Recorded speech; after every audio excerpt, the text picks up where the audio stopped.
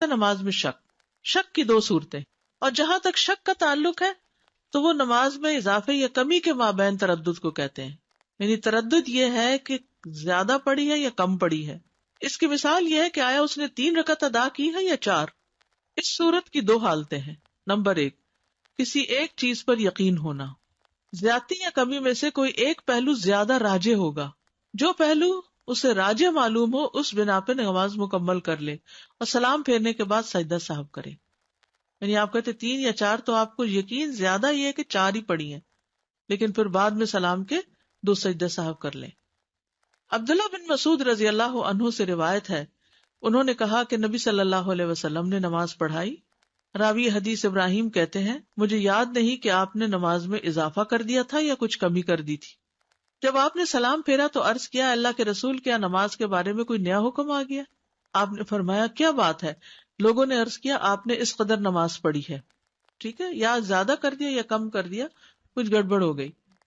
یہ سن کر آپ نے اپنے دونوں پاؤں موڑے اور قبلہ رخ ہو کر 2 سجدے کر دیے.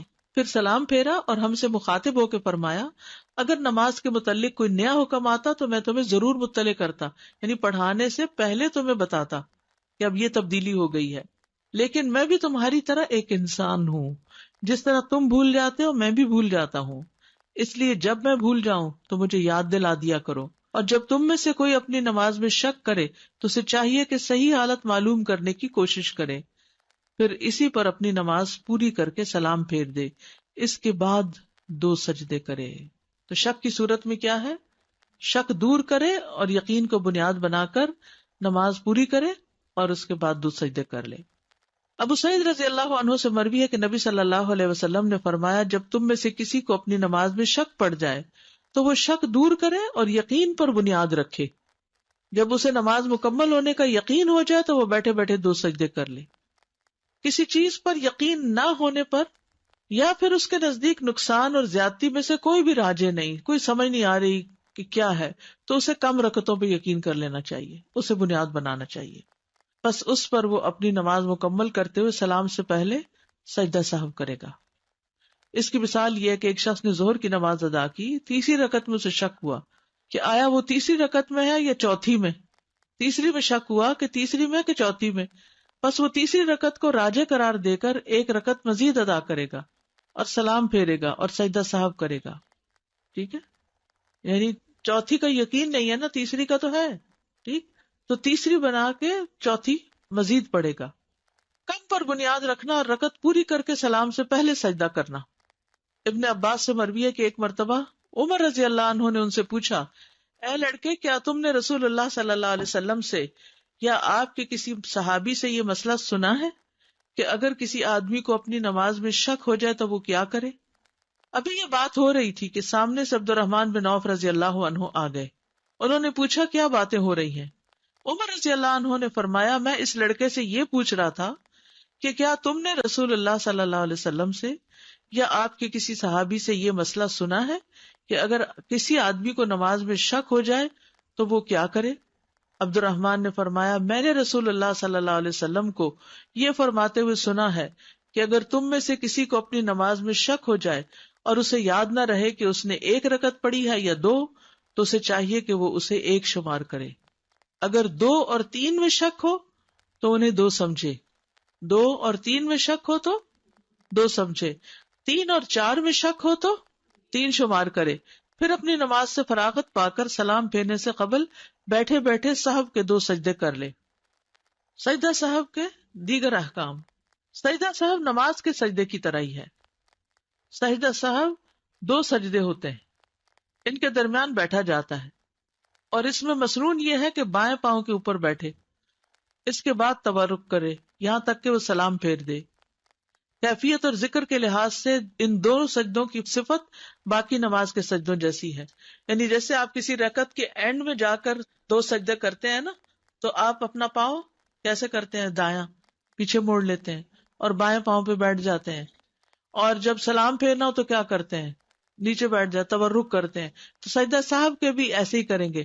پہلے سجدے کے بعد جب بیٹھیں گے تو پاؤں کھڑا کریں گے، دوسرے سجدے کے بعد جب آپ بیٹھیں گے تو دونوں پاؤں یا تو باہر نکال لیں گے یا پھر ایک کھڑا کر کے دوسرا پاؤں پنڈلی سے نیچے نکال لیں گے. تورک جس کو کہتے ہیں. سجدہ صاحب میں کیا پڑھا جائے؟ سجدہ صاحب کے لیے کوئی خاص دعا مقرر نہیں. اس بنا پر ان کا حکم بھی نماز کے سجدوں کے حکم کے مطابق ہوگا، اور جو دعائیں نماز کے سجدے میں پڑھی جاتی ہیں، مثلا سبحان ربی الاعلی یا کوئی اور دعا، تو وہی پڑھی جائیں گی اس میں بھی، کیونکہ رسول اللہ صلی اللہ علیہ وسلم کا فرمان ہے بندہ اپنے رب کے سب سے زیادہ قریب اس وقت ہوتا ہے جب سجدے کی حالت میں ہو، اس لیے سجدے میں زیادہ سے زیادہ دعا کرو. نماز کے سجدے سے لمبا سجدہ کرنا، بعض لوگ سجدہ صاحب کرتے ہیں تو وہ جلدی جلدی دعا کر لیتے ہیں کہ یہ تو بس ایسے ہی جھونگے میں ہے، تو ذرا لمبا سجدہ کرنا چاہیے.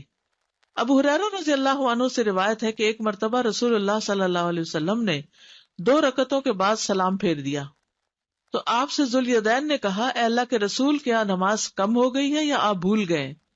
رسول اللہ صلی اللہ علیہ وسلم نے حاضرین سے پوچھا، کیا ذوالیدین نے ٹھیک کہا؟ لوگوں نے عرض کیا، جی ہاں. تو رسول اللہ صلی اللہ علیہ وسلم کھڑے ہوئے اور مزید 2 رکعتیں ادا کی، پھر سلام پھیرا. اس کے بعد اللہ اکبر کہا اور پہلے 2 سجدوں کی طرح یا اس سے طویل سجدے کیے اور اپنا سر اٹھایا.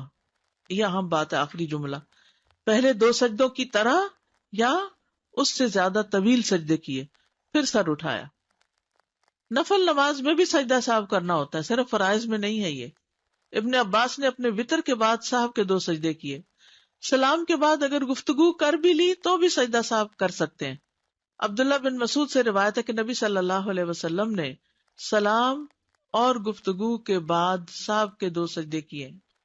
جگہ سے اٹھنے کے بعد بھی واپس آ کر سجدہ صاحب کرنا. عمران بن حسین رضی اللہ عنہ سے روایت ہے کہ رسول اللہ صلی اللہ علیہ وسلم نے عصر کی نماز پڑھائی اور 3 رکعات پر سلام پھیر دیا. پھر اپنے گھر تشریف لے گئے تو ایک آدمی جسے خرباق کہا جاتا اور اس کے ہاتھ لمبے تھے، وہ آپ کی خدمت میں حاضر ہوا اور آپ سے کہا، اللہ کے رسول، آپ سے جو سہو ہو گیا تھا اس کا آپ کے سامنے تذکرہ کیا. یعنی پھر آپ صلی اللہ علیہ وسلم سے جو سہو ہو گیا تھا اس کا تذکرہ کیا، یہ کہہ کے کہ اللہ کے رسول. آپ غصے کی حالت میں اپنی چادر گھسیٹتے ہوئے نکلے، حتیٰ کہ لوگوں کے پاس آ پہنچے اور پوچھا، کیا یہ سچ کہہ رہا ہے؟ لوگوں نے کہا، جی ہاں. تو آپ نے 1 رکعت پڑھائی، پھر سلام پھیرا، 2 سجدے کیے، پھر سلام پھیرا.